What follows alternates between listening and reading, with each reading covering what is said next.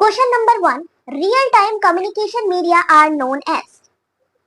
Question number 1 आप सभी के सामने, टाइम स्टार्ट कर रही हूं अब। रियल टाइम संचार माध्यम क्या कहलाते हैं? Vertical media, asynchronize media, synchronize media या ग्रेप वाइन मीडिया?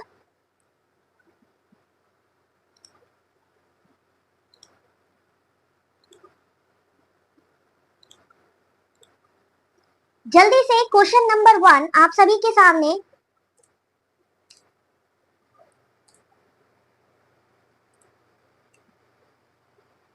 और इस क्वेश्चन का जो सही आंसर है वो क्या होगा?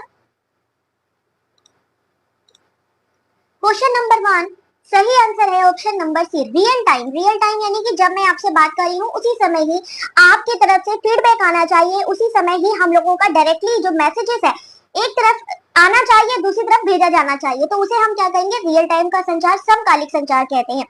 इसमें क्या होता है कि डायरेक्टली, अब जैसे असिंक्रोनाइज मीडिया, जैसे कि मैं आपको मेल का कई बार उदाहरण दे चुकी हूँ कि मान लीजिए मेल है, ईमेल है, ठीक है ना, तो वो हो सकता है ईमेल का जवाब हम तुरंत ना दें। वर्टिकल मीडिया, वर्टिकल मीडिया क्या चीज है? Grep wine. ग्रेप वाइन क्या चीज है?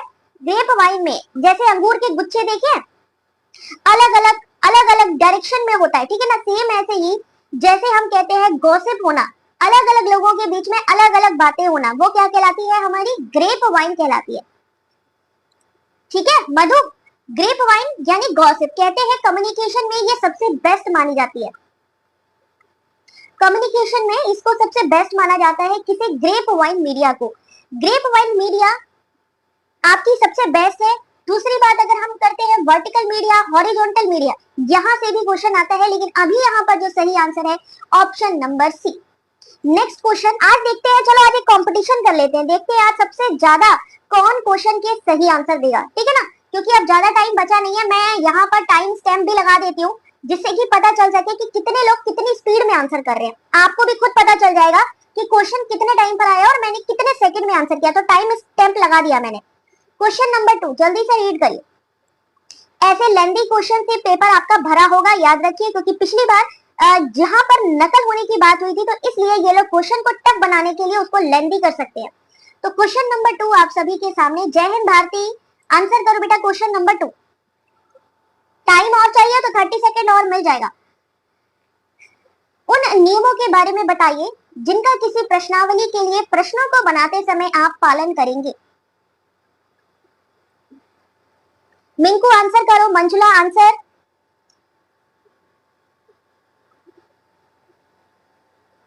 बुलशिट गेमी सी आंसर। अच्छा चलिए देखते हैं सही आंसर सी है या नहीं। प्रश्नों में द्विअर्थी पदों से बचना। जब आप प्रश्नावली बनाते हैं, क्वेश्चनियर बनाते हैं, तो अगर वहां पे दो तरीके के क्वेश्चन होंगे, दो अर्थ वाले क्वेश्चन होंगे, तो क्या होगा? प्रॉब्लम आएगी। अवॉइड लॉन्ग क्वेश्चन, लंबे प्रश्नों से बचना चाहिए। कुछ मुख्य प्रश्नों को पूछना चाहिए। डबल बैरल प्रश्नों से बचना चाहिए। अवॉइड वेरी स्पेसिफिक क्वेश्चंस, बहुत विशिष्ट प्रश्नों से बचना चाहिए। क्वेश्चन नंबर 2 सही आंसर है सी, यानी option number A, option number B and option number D. प्रश्नावली यानी क्वेश्चन एक शोध उपकरण है जिसमें प्रश्नों का एक सेट होता है और अनेक प्रकार के संकेत होते हैं जिसका उद्देश्य सामने वाले से जानकारी इकट्ठा करना है। एक शोध प्रश्नावली कैसी होती है? क्लोज एंडेड क्वेश्चन भी होते हैं और open ended question. Open ended question जहां पे आप अपनी बात को ज्यादा तरीके से बता सकते हो, ठीक है ना, ओपन एंडेड क्वेश्चन सबसे बेस्ट रहते हैं। क्लोज एंडेड जहां पे हमारे पास सिर्फ दो ही ऑप्शन होते हैं कि जहां पे हमें आंसर करना है कि हाँ भाई या तो हमारे लिए ये चीज सही है या तो हमारे लिए यह चीज सही है, यानी लिमिट में आंसर होता है उसमें। प्रश्नावली तैयार करना एक विशिष्ट कला है और इसके लिए सावधानियां होनी चाहिए कि द्विअर्थी पदों से बचना। दो अर्थ होंगे तो जो कैंडिडेट से हम क्वेश्चन पूछ रहे हैं वो समझ नहीं पाएगा। प्रश्नों की ज्यादा संख्या होगी तो भी यहाँ पर प्रॉब्लम आएगी, इसलिए इन चीजों का ध्यान रखना है। लंबे प्रश्नों से बचना है, प्रश्नों का क्रम सही होना चाहिए, डबल बैरल प्रश्नों से बचना चाहिए। क्वेश्चन नंबर 3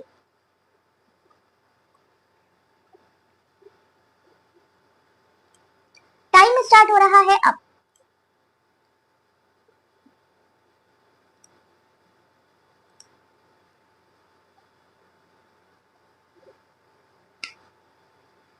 मधु क्लास टाइमिंग थोड़ा सा मेरा फिक्स रहता है, लेकिन होता क्या, मेरा बेबी छोटा है तो इस वजह से मेरे को थोड़ा सा उसको पढ़ाना भी पड़ता है, दैट इज वाई थोड़ा सा मेरा डिले हो जाता है। तो इस वजह से आई होप कि आप सब लोग अंडरस्टैंड कर पाओगे कि एक घर की जो है चीजों को देखते हुए ये सारी प्रोफेशनल लाइफ को भी मेंटेन करना थोड़ा सा कहीं ना कहीं डिफिकल्ट हो जाता है ना। जब बेबी खास तौर पे छोटा हो, बड़ी हो जाएगी तो इतनी डिफिकल्टी नहीं आएगी, बट थोड़ा सा इस वजह से मेरे साथ इशू आता है। तो क्वेश्चन नंबर 3 है .csv .rtf .pdf तो क्वेश्चन नंबर 3 का इसमें से कहा इन्होंने कौन सा असंगत है, असंगत यानी कि जो गलत है। तो सही आंसर है ऑप्शन नंबर ए, CSV कॉमा सेपरेटेड वेरिएबल है, जबकि क्या होगा कॉमा सेपरेटेड वैल्यू। यहाँ पर CSV फाइल में डेटा को अल्प विराम से अलग किया जाता है, इसलिए ये नाम है। CSV फाइलों का उपयोग आमतौर पर सॉफ्टवेयर अनुप्रयोगों के बीच डेटा आयात निर्यात करने के लिए किया जाता है। .csv सेम ऐसे ही यहाँ पर अलग अलग आपके सामने एब्रीवेशन आएंगे जिसके आपको आंसर करने हैं। अब वो आपके जो एब्रीवेशन है या तो वो आपके ICT से आएंगे या रिसर्च के, मान लीजिए कुछ इंपॉर्टेंट जो है रिसर्च में एब्रीवेशन होते हैं जो हम आर्टिकल लिखते समय यूज करते हैं, ICT से, रिसर्च एब्रीवेशन से, कभी कभी आपकी गवर्नमेंट पॉलिसी से भी आ जाते हैं।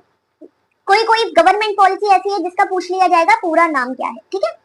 क्वेश्चन नंबर 4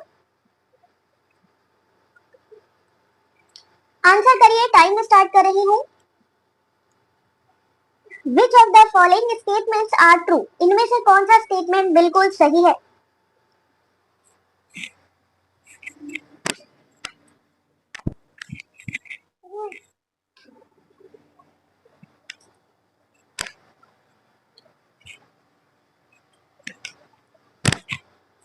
तो चलिए यहां पर देखते हैं इस क्वेश्चन का सही आंसर। क्वेश्चन नंबर 4 इनमें से कौन सा सही है? www का फुल फॉर्म बता सकता है क्या कोई मुझे? अगर मान लीजिए www का फुल फॉर्म आ जाए या URL का फुल फॉर्म आ जाए, FTP का फुल फॉर्म आ जाए, ये आते हैं, ICT के फुल फॉर्म आ जाए, ब्लॉग शब्द कहां से आया, विकिपीडिया क्या चीज होती है, ट्विटर पे कितने लेटर्स तक या कैरेक्टर्स तक हम लिख सकते हैं? ट्विटर का यूज इस समय सबसे ज्यादा हो रहा है, ट्विटर। व्हाट्सएप में कितनी इमेजेस तक हम भेज सकते हैं? कितनी इमेजेस हम भेज सकते हैं किसमें, वेब ये आपके व्हाट्सएप में, ठीक है। वहां से भी क्वेश्चन आता है, कितने कैरेक्टर हैं ये भी पूछा जा सकता है। विकिपीडिया में क्या चीज होती है? ब्लॉग शब्द कहां से आया? World wide web. किसके द्वारा लाया गया था ये वर्ल्ड वाइड वेब?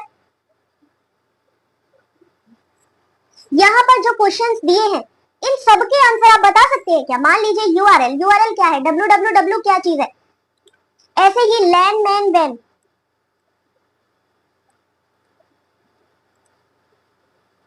कहने का मतलब क्या है कि यहां से भी क्वेश्चन आ सकता है और यहां से भी क्वेश्चन आ सकता है, मिलते जुलते क्वेश्चन आते हैं। Uniform resource locator, very good सैवेजर। Local area network, LAN MAN वैन। मान लीजिए हम एक ही ऑफिस में काम कर रहे हैं और उस ऑफिस में ढेर सारे कंप्यूटर सिस्टम लगे हुए हैं, तो वहां पर हम किस तरीके का नेटवर्क का यूज करेंगे? लैंड मैन वैन, किस तरीके का वहां पे एटमॉस्फेयर होगा? या फिर इस बार भी क्वेश्चन आया था किसका? मॉडम का। मॉडम का फुल फॉर्म किस लिए यूज होता है? मॉडम। कंपाइलर क्या चीज है? इंटरप्रेटर क्या चीज है?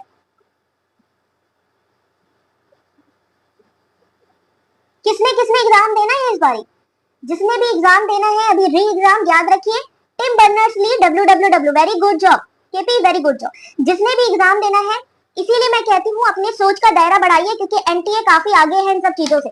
जो चीज हम लोग छोड़ के आगे बढ़ेंगे ना वो वही चीज उठा के डाल देगा, तो इसलिए इन चीजों को समझिए। एक चीज और आती है वो है ओपन सोर्स सॉफ्टवेयर।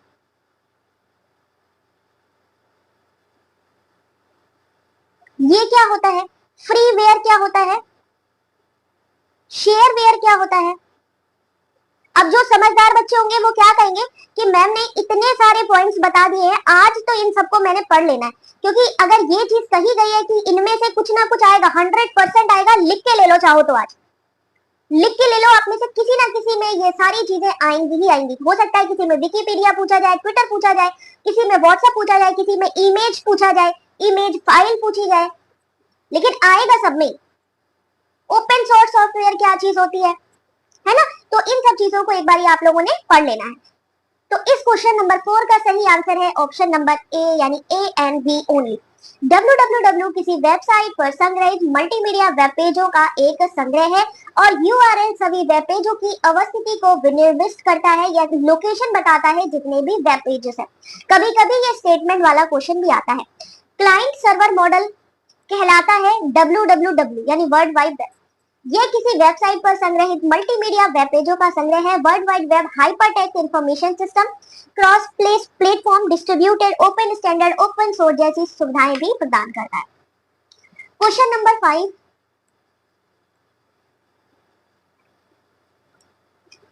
क्वेश्चन को पढ़ लीजिए और टाइम देख करके सॉल्व करिए। जैसे केपी ने 9:12 पर आंसर किया कि ओके ए, तो अभी ये मैंने क्वेश्चन आपसे पूछा है 9:12 हो रहे, तो आप इसका आंसर कितनी देर में करते हैं ये देखने वाली बात है।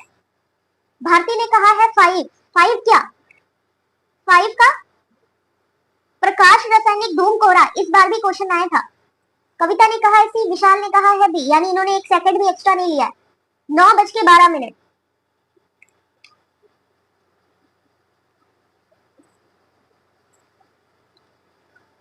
क्वेश्चन नंबर 5 बिल्कुल सही है, आप लोग बी।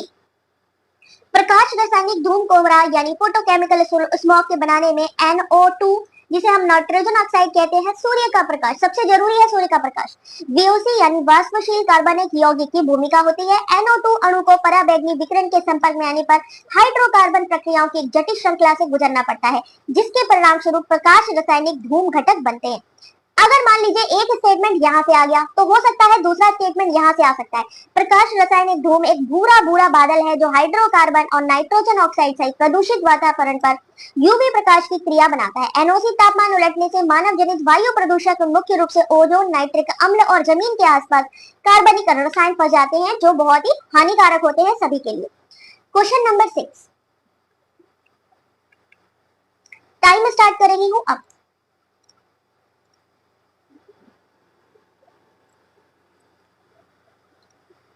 निम्नलिखित में से किस प्रकार के विद्युत ऊर्जा संयंत्रों में टरबाइनों की आवश्यकता ही नहीं होती है? विशाल ने बिना कोई सेकंड गवाए और केपी ने 9:14 पे क्वेश्चन हुआ है और सेम टाइम पर आंसर कर रहे हैं। मधु, मनु वेरी गुड, कुसुम सबका ही डी है, नागेश्वरी बी। किस प्रकार के विद्युत ऊर्जा संयंत्रों में टरबाइनों की आवश्यकता नहीं होती है? तो सही आंसर होना चाहिए option number D, solar. Solar यानी कि सौर विद्युत ऊर्जा। याद रखिए टरबाइन की आवश्यकता किसमें नहीं होती है? तो सौर ऊर्जा में। ठीक है, तो यहां पर इसका सही आंसर है ऑप्शन नंबर डी। अगला question, question number 7, ancient university से एक क्वेश्चन आप सभी के सामने, फास्ट आंसर करेंगे। किसके लिए फेमस थी आपकी मिथिला यूनिवर्सिटी?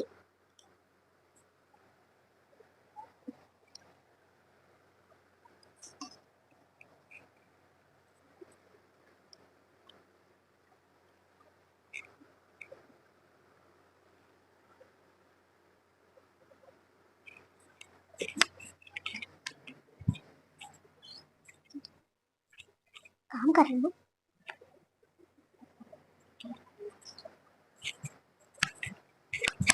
कौन कौन सी प्राचीन यूनिवर्सिटी थी जो यूनेस्को में शामिल की गई, बता सकते हैं क्या? ऐसी कौन सी हमारी प्राचीन यूनिवर्सिटीज हैं जिनको यूनेस्को में शामिल किया गया है? यूनेस्को हेरिटेज में शामिल की जाने वाली एंशियंट यूनिवर्सिटी, जल्दी से बताइए और उनका जो ईयर है वो भी बता दीजिए।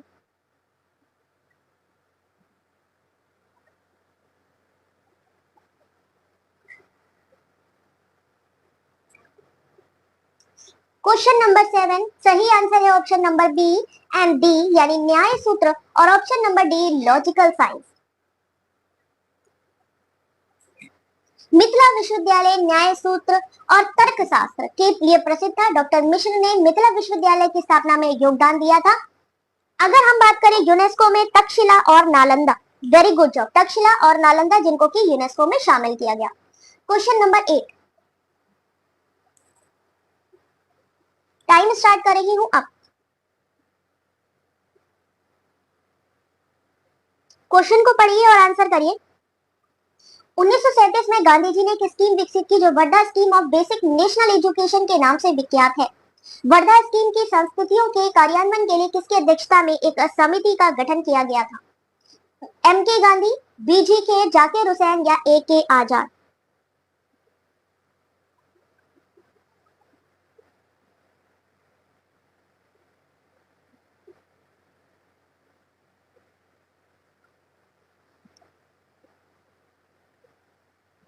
चलिए देखते हैं क्वेश्चन नंबर 8 का सही answer option number C Zakir Hussain.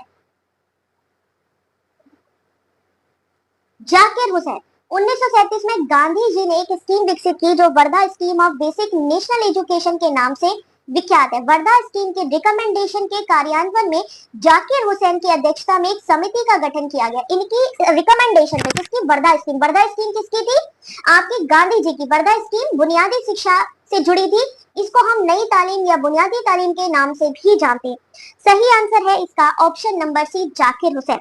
आपके सामने एक्सप्लेनेशन भी है, तो आप लोग ना सिर्फ क्वेश्चन पढ़िए, एक्सप्लेनेशन भी पढ़ते जाइए। क्वेश्चन नंबर 9, टाइम स्टार्ट हो रहा है अब।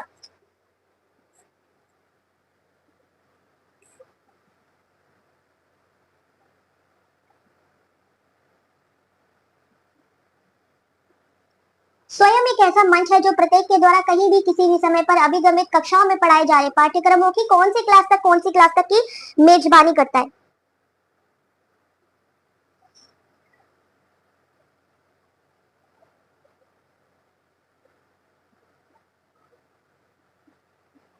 Question number 9 correct answer is option number A class 9 से लेके पोस्ट ग्रेजुएशन तक के लिए। स्वयं एक ऐसा प्लेटफॉर्म है जहां पे क्लास 9 से लेकर पोस्ट ग्रेजुएशन तक किसी भी समय किसी भी स्थान पर किसी को भी पाठ्यक्रम को एक्सेस करने की सुविधा मिलती है। फुल फॉर्म क्या है स्वयं का? What is the full form of स्वयं?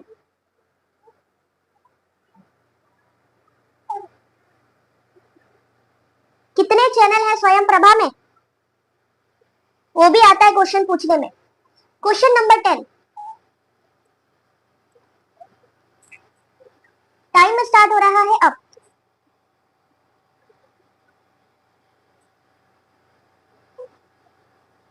चालीस चैनल है, वेरी गुड। इन्वायरमेंट की, चलो कल इन्वायरमेंट की क्लास लगा देंगे, ठीक है मनु? कल इन्वायरमेंट के क्वेश्चन एमसीक्यूज में करवा देंगे, डोंट वरी। गैर तकनीकी और गैर वैज्ञानिक निदर्श यानी मॉडल्स के अंतर्गत कौन सी पाठ्यचर्या विकास निदर्श आते हैं? Non technical non scientific model बताने हैं करिकुलम डेवलपमेंट मॉडल की।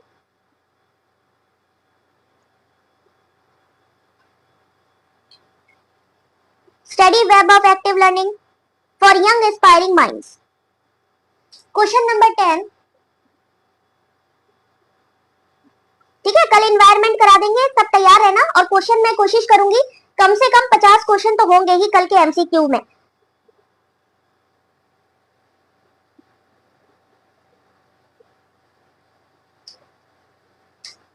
सही आंसर है option number B ACND। ACND यानी ओपन क्लासरूम हो गया आपका। Roger model of interpersonal relation non scientific है, नॉन जो है टेक्निकल है। और ऑप्शन नंबर डी वेंस्टेन और फेंटनी निदर्श। ठीक है, यहां से क्वेश्चन आता है कौन से ऐसे हैं जो गैर तकनीकी हैं, कौन से हैं जो टेक्निकल में आते हैं। टाबा के बारे में सुना होगा, टाबा का नाम भी आता है। तो ये आपके करिकुलम डेवलपमेंट मॉडल्स इस समय आ रहे हैं। क्वेश्चन नंबर 11, अच्छा एक चीज और आती है कभी कभी, एस्काई का फुल फॉर्म भी आता है। एस्काई की पूछा जाता है कि भाई इसमें कितनी वैल्यूज होती हैं। क्वेश्चन नंबर 11, टाइम स्टार्ट हो रहा है अब। एपीए का फुल फॉर्म, अभी डीआई का क्वेश्चन भी है नाच, अभी आप वो भी देखोगे, ठीक है, डोंट वरी। अभी इस वाली जो आज अभी सीरीज देख रहे हो इसमें कुछ डीआई के क्वेश्चन भी है, उसको सॉल्व करना। जब मुझे लगेगा कि आप लोग ज्यादा से ज्यादा क्वेश्चन सॉल्व कर रहे हो, ट्रस्ट मी उस दिन मैं ज्यादा डीआई के क्वेश्चन लाऊंगी, तो तैयार रहो इन चीजों के लिए। एपीए शैली में शोध पत्र के निम्नलिखित घटकों को सही क्रम में लिखिए। एपीए स्टाइल को सही तरीके से लिखना है।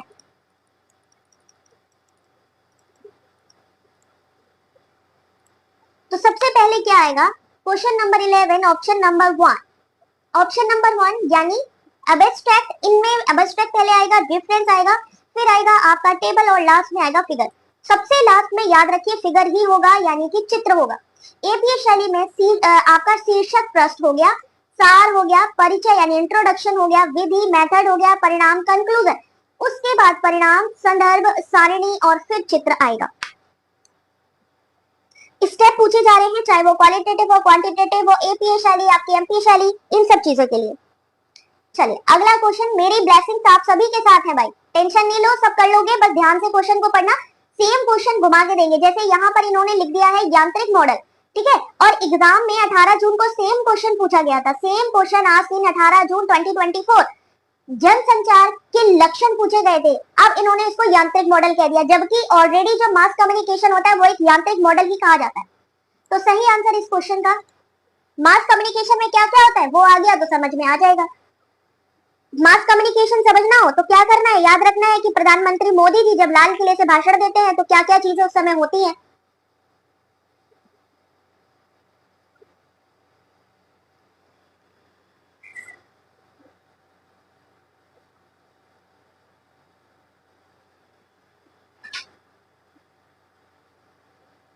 क्या होता है उस समय पे, वन लीनियर मॉडल है, एक तरफा मॉडल होता है, यानी option number B C and D, ठीक है। बहुवेग प्रवाह, मल्टीपल वेव फ्लो नहीं होता है, यहाँ पर किसी न किसी टेक्नोलॉजी का यूज किया जाता है, इसीलिए यांत्रिक मॉडल कहलाता है।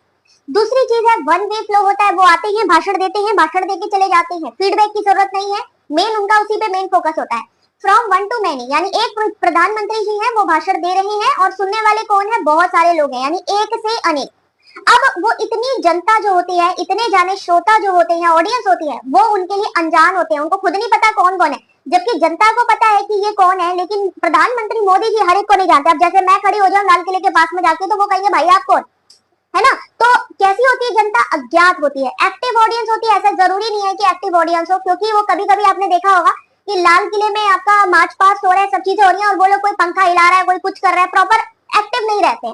तो यहाँ पर इसका सही answer option number B. Question number 30 reasoning का एक क्वेश्चन है, देखते हैं कौन कितनी देर में सॉल्व करता है। Question number 13, time start now. Divya ma'am है और कौन, पता नहीं भाई, मुझे तो लगता है आधे से ज्यादा लोगों को यही नहीं पता है कि दिव्या मैम है कौन। सिर्फ एक दिव्या मैम का नाम उनको पता होगा जिनके काफी वीडियोस आए, बाकी मेरा नाम तो कहाँ ही पता होना है। मैथमेटिक की क्लास, ठीक ठीक, बिल्कुल बेटा, एग्जाम आने तक सारी चीजें कंप्लीट करेंगे, ठीक है, रिवीजन।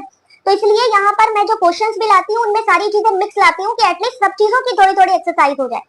तो 12 24 72 88 के बाद में क्या आएगा। क्वेश्चन नंबर 13 सबसे पहले आंसर किसने दिया भाई,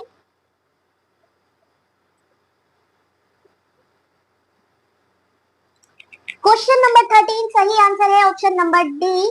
क्यों क्यों डी है भाई, क्योंकि पहला मल्टीप्लाई हो रहा है 1 के साथ तो 12 हो गया, दूसरे में मल्टीप्लाई हो रहा है 2 के साथ 24 multiply by 3 74 multiply by 4 288 multiply by 5, यानी 1 2 3 4 5 6 आगे मल्टीप्लाई होता जा रहा है। 1440 multiply by 6 8640, correct answer is 1440। Correct answer है ऑप्शन नंबर डी। जब भी ऐसे सीरीज आए चेक कर लीजिए कि उस सीरीज में ऐसा तो नहीं है कोई मल्टीप्लाई किया गया हो या प्लस किया गया हो या वहां पे किसी का स्क्वायर हो रहा हो या किसी का क्यूब हो रहा हो, यही सब चीजें आती हैं।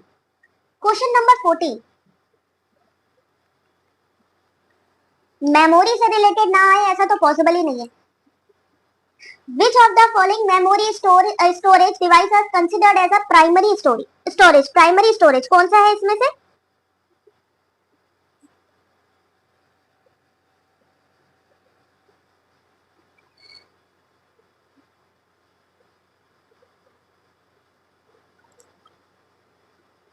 क्वेश्चन नंबर 14 सब लोग क्वेश्चन नंबर जरूर डालो, विशाल विकास क्वेश्चन नंबर डालो, जिससे कि देखो टाइम तो लिख के आ रहा है बट हमें ये नहीं समझ में आ रहा है आपने कौन से क्वेश्चन का आंसर किया, तो क्वेश्चन नंबर जरूर मेंशन करो, ठीक है।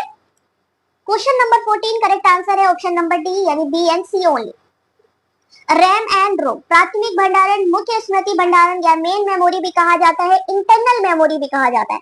प्राइमरी स्टोरेज डिवाइस कंप्यूटर में डेटा को अस्थायी रूप से रखने के लिए किया जाता है। रैम जिसके 2 टाइप्स हैं, एस रैम डी रैम, रोम पीरोम, ईपीरोम, EEPROM। ठीक है, अगला क्वेश्चन, क्वेश्चन नंबर 15। अब इन चारों के बारे में कोई मुझे बता सकता है? Grey hydrogen, green hydrogen, white hydrogen या टर्क्विस हाइड्रोजन?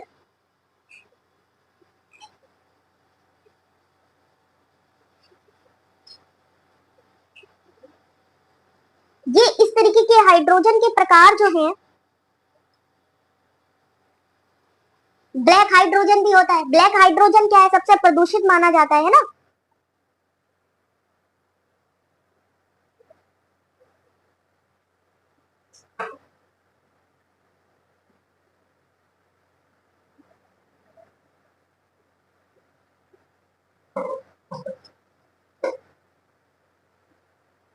चलिए देखते हैं इस क्वेश्चन का सही answer. Question number 15, correct answer is option number B, green hydrogen. ये अच्छा माना जाता है ग्रीन हाइड्रोजन। ये प्राकृतिक संसाधन जैसे कि सूर्य का प्रकाश, हवा या पानी से उत्पन्न होता है, इसलिए ग्रीन हाइड्रोजन को कैसा माना जाता है? अच्छा माना जाता है। अगर हम बात करें ग्रे हाइड्रोजन, तो कहीं ना कहीं वो भी प्रदूषित ही माना जाएगा। व्हाइट हाइड्रोजन कैसा होता है? और टर्क्वाइस, ब्लैक हाइड्रोजन भी होता है। ये सारे के सारे हाइड्रोजन के प्रकार हैं, आपसे इनसे क्वेश्चन पूछा जा सकता है। तो इसको आप लोग जल्दी से इसका स्क्रीनशॉट ले लो और इसको सर्च करके स्क्रीनशॉट मेरे में भी डालना है। कहां पे? टेलीग्राम पे। देखते हैं कौन इसको ज्यादा फाइंड आउट कर पाएगा। अगला क्वेश्चन, क्वेश्चन नंबर 16। ये तो फेवरेट टॉपिक है, कहीं ना कहीं से घूम फिर के सभी में आएगा, तो स्टार है इसको मिलेगा। 16 का करेक्ट आंसर,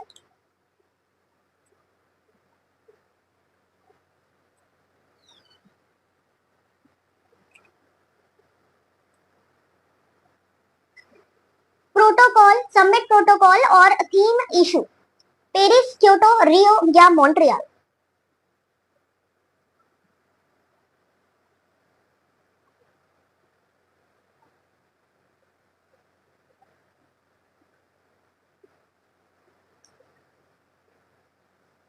चलिए देखते हैं इस क्वेश्चन का सही आंसर। मैचिंग करनी है इसमें। क्वेश्चन नंबर 16, करेक्ट आंसर है ऑप्शन नंबर डी, यानी पेरिस समझौता किससे संबंधित है? जलवायु परिवर्तन से संबंधित है। क्योटो प्रोटोकॉल संबंधित है स्वच्छ विकास क्रिया विधि से संबंधित। रियो समिट मानव पर्यावरण यानी ह्यूमन एनवायरनमेंट, और मॉन्ट्रियल प्रोटोकॉल ओजोन लेयर से संबंधित है। Correct answer is option number D. Question number 70, waste material से क्वेश्चन जरूर आता है। वेस्ट मटेरियल से या आरओ में किस तरीके, अब होता है ना आरओ, रिवर्स ऑस्मोसिस, आरओ किस तरीके से काम करता है, पानी को कैसे साफ किया जाता है, सोलर पैनल क्या चीज होती है? 17 का सही आंसर। ऐसे क्वेश्चंस टफ लगते हैं। ऐसे क्वेश्चंस, देखो मैंने यही चीज कही है कि क्वेश्चन को तो पढ़ो, एक्सप्लेनेशन भी पढ़ो, तो जब चीज क्लियर होगी ना, तो क्वेश्चन किधर से भी आएगा आप आंसर कर लोगे। Which of the following are removed through secondary water treatment process? Urvashi ने कहा है बी, नागेश्वर ने कहा है सी। तो देखते हैं इस क्वेश्चन का सही आंसर। क्वेश्चन नंबर 17, सही आंसर है सी, कोलाइडी एंड विलियत जैव पदार्थ। कोलाइडी और विलियत जैव पदार्थ को द्वितीयक यानी सेकेंडरी वाटर ट्रीटमेंट प्रोसेस से हटाया जाता है।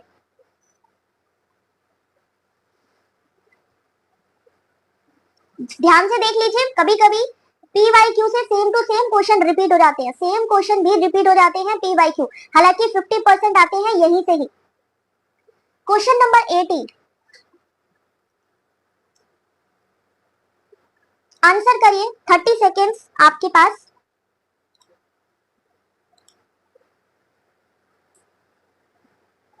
नीति का फुल फॉर्म क्या होता है?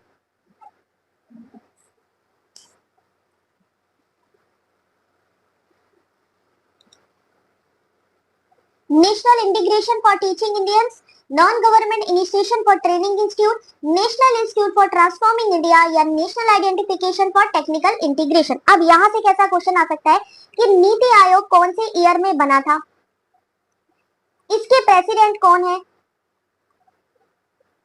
इसने किसको रिप्लेस किया है या किसकी जगह पे आया है। थिंक टैंक इसको कहा जाता है या नहीं?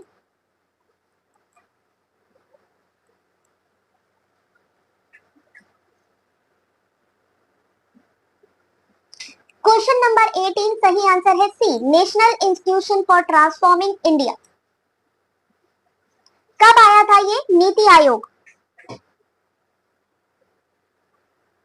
इसने रिप्लेस किया है जो पहले आपकी 5 ईयर प्लानिंग होती थी ना, पंचवर्षीय योजना को बंद हो गई थी, फिर 5 ईयर प्लानिंग को इसने रिप्लेस कर दिया था। इसको थिंक टैंक कहते हैं या नहीं कहते हैं? बिल्कुल इसको थिंक टैंक कहते हैं। दूसरी चीज, प्रेसिडेंट कौन होते हैं? पीएमओ यानी कि प्रधानमंत्री। प्रधानमंत्री नीति आयोग के अध्यक्ष होते हैं। आई कब थी, कौन से ईयर में आया था नीति आयोग? अब नीति आयोग से बहुत सारे क्वेश्चन इस समय आते हैं क्योंकि ये आपका इस समय इंपॉर्टेंट पार्ट है गवर्नमेंट का। नीति आयोग के सीईओ कौन है ना, ये सारी चीजें। 1 जनवरी 2015 को आया ये।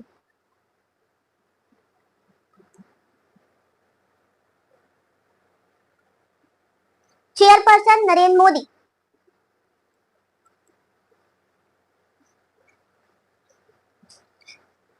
इस समय अगर हम बात करें who is the present CEO of NITI Aayog,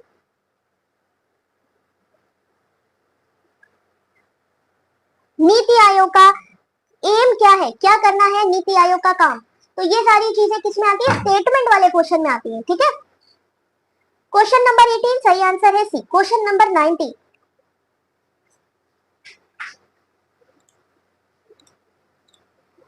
जो भी चीज आपको बताई जाए उससे रिलेटेड गूगल बाबा पे पूछा करो, तो उसमें क्या होगा, उससे मिलते जुलते क्वेश्चन आ जाएंगे।